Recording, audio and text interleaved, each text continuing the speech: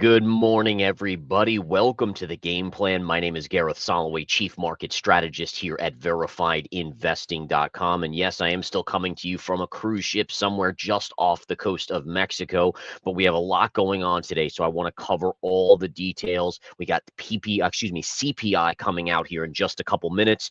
In addition, what we're going to do is look at a bunch of earnings that have just been released yesterday after the close and this morning in the pre-market. We have some big movers. I want to keep an eye on the 10-year yield. Where is that going? We know we had a breakdown in the chart, meaning that the chart favors the downside. Does that continue here with the CPI data? We'll be watching this as it comes out. All right, so let's get right into the charts here. If we take a look at the spiders or the S&P were down in the pre-market early on. You could see this was at 4 in the morning. We had a nice sell-off right down here, and then look, slow grind higher in the pre-market up until the current time.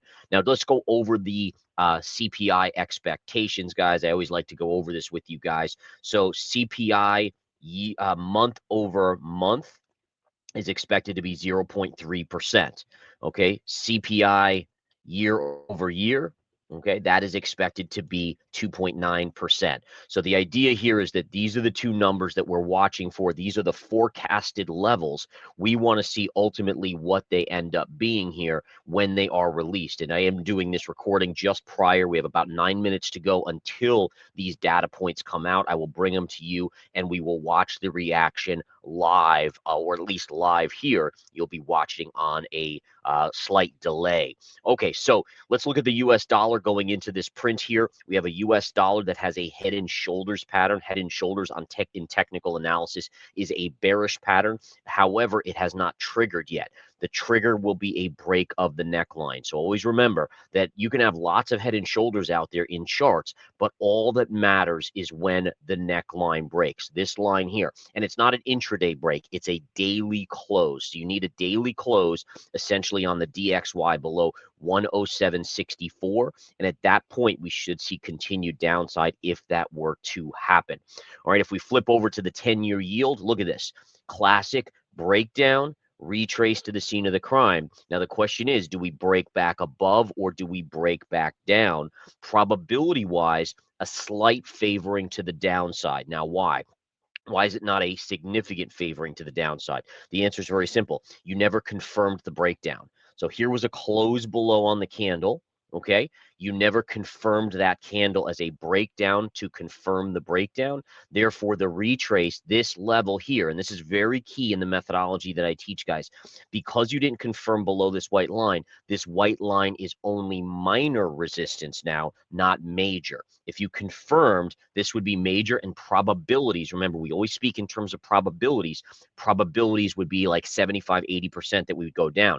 Because we haven't confirmed, it's only about 60% to the downside. All right. So again, these little tidbits are unbelievably important when understanding odds or probabilities of moves here.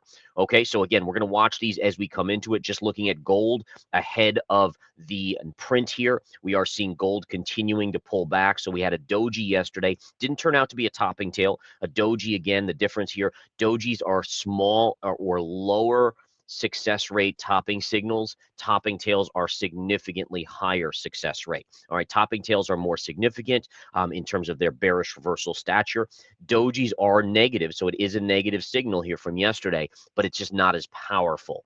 Either way, gold is coming back in today ahead of this CPI print that, again, will be out in just a couple minutes. All right, let's get through some of these earnings so that when we hit that data, we can go back and look at the data. UPST is having a monster move on earnings here. We'll get rid of that. Don't need that on the charts. Look at this, trading all the way up here.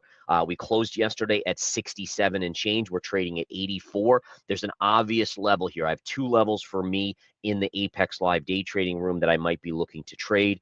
Number one is going to be a Pierce of 89, which will be double top. And number two, right here, right? If we zoom out, we take this high, we connect it through these two highs. This would be my secondary level. This actually would be a swing short up here, in my opinion. And again, that would be a swing short potentially. And that is at a price point of around 96 to 97. It's upsloping. So you remember over time, it'll go up but that will be a significant trend line. So this is going to be a day trading one. This would be day trading as well if it hits today. I just don't know if it will. But this one I would be eyeing as a swing short level. This is more just day trading wise. Now you might say, well, double tops are really good for swing trading. Yeah, I mean, you can always dollar cost average, right? Small short position right there. And then you can add here again if you just don't want to miss a trade. That's always an option. In fact, in my services, I oftentimes dip the toe in the water and then I dollar cost average in because it gets us in the game in this way. If let's say it hits here and then just starts collapsing, at least we have some skin in the game going down. All right, SMCI reported earnings, and they also did a whole bunch of restatements on their financials. The stock had sold off yesterday, closing at around 38.50. Today it is up at around $44. Now, no trade yet here, but I am going to be eyeing today this $48 high pivot right here, $48 for potential swing trade, and then just above that is a major gap fill at 49. So this zone right here should be major resistance. DoorDash, let's take a look at Dash here, guys, as we bring this up here. Get rid of that there. If we look at this on the charts, we can see DoorDash is also higher on earnings. It's not a huge move, though. Again, closed at 193, trading at 204. So it's only an $11 move. This would be one of my favorites for a potential initial push up on the open, and then a fade the rally. Now, you might say, well, why fade the rally? Well, a couple reasons. Number one, if we look at this chart, look at how extended it is in the short term. It's been on a grind higher since January of 2020. Well, actually, November of 2022. And it's short term, it is very extended. Number two, what we can see here is that if we take this high and we drag this out, look at this. Right up around 210, you have high pivot to high pivot, and that gets me very interested for a fade. So again, I don't know if it gets to 210 today, but that would certainly be a level to watch. And then if we zoom out, you can see that there's nothing really in here. I mean, really, you'd have your triple top up here. That's a long way away, but that would be the all-time highs on DoorDash. And again, my guess is today, at least, we might test 210, but then I could see this fading just because, again, it ran up into earnings, did pull back a little bit just before, but nonetheless, a pretty solid move. Taking a look at the chart of Lyft. Lyft reported this is kind of like the sister company to Uber in terms of what they do as a company. The stock is lower on earnings. We can see it's right at this low. This is the pre-market line, by the way. So we're right here, and there's a gap fill right below. I do not like that because, again, if we go to the pre-market data, it's already bouncing back above, so it was below that right here. If we go back to the daily chart, this is what I like, though. This level right here. See this flat top right here? It's like a shelf almost. Right in this range, right around 1180 or so. That should be where there's significant technical support today. So listen, it's about 80 cents away on this stock. That could easily get there today. If it does, I'll be watching it.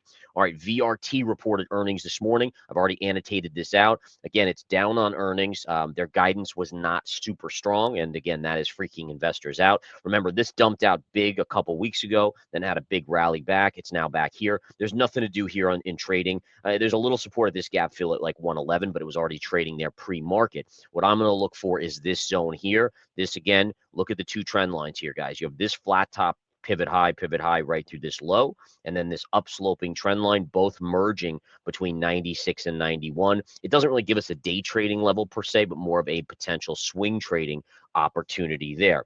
Two other stocks that reported this morning, we have CVS. CVS is rallying higher. This could be good for WBA, Walgreens as well. In terms of trading, you have this pivot top and the gap fill just above right here. So that would be my first level at $63.67, followed by gap fill at 65. So you have two levels here. I'll be watching those. If you really get a big move, I mean, this would be an amazing level up here at 67.50. But again, this one would be a tradable, day tradable level, maybe swing short level. I'd have to reevaluate at that level. And then lastly, KHC, which is Kraft Heinz, trading lower on earnings. The only reason I bring this to your attention, by the way, I don't see a day trade on this, but it is getting to a level here, if we zoom out, where if you get down to like, a little bit lower in this range, this does pay. I think it's a 6% dividend yield. So as a dividend trade or a kind of a longer term accumulation, and again, these are the guys that do catch up and some other things like that. To me, I'm thinking to myself, okay, if we go into a recession, is there the possibility that people still buy catch up? Yes, a lot of the stuff that this company does. So it's not fully recession proof, but somewhat recession proof, paying a good dividend yield. Maybe there's something here. Needless to say, I don't have a trading level on this one per se. So again, I'll just keep you guys up to date on that. All right, we're just about to get these numbers out, guys, in about 20 seconds. I want to flip back here to the charts. Let's get back to the charts. Let's keep our focus on the SPY here in the pre-market. Again, we're watching these numbers. I'll do my best. They when they're released, we see the reaction, and I'll get the numbers like a minute later. The dollar, we want to keep an eye on the dollar and the 10-year. And obviously, in fact, I want to look at gold too, and we'll go over Bitcoin in just a minute as well. I just want to see what happens here on the charts. All right, so here we go, guys. Here we go. Let's see what we have. Ooh, big drop here on the chart of the SPY. That implies the numbers are hotter than expected. Again, I don't have the numbers yet, but look at that drop. 605 and a half down to 599. Holy cow. That is a big drop here. Again, that implies that it was a hotter number. The US dollar catching a little bit. Head and shoulders is still intact, but again, moving up is not something the market's like. And then look at the 10-year, guys. Look at the 10-minute on the 10-year. Whoa, look at that pop. So this again implies that the number is higher than expected. Again, I will be bringing this number to you ASAP as soon as I get it on my data feed here. But again, right away, we don't even need to know the numbers. I mean, this is the crazy thing about it. If you understand trading, then you fully understand that you honestly don't even need to see the numbers. You just know if they're worse than expected, which would be hotter than expected. We'll look at the yield, 10-year yield, 4.6%. Ooh, this market.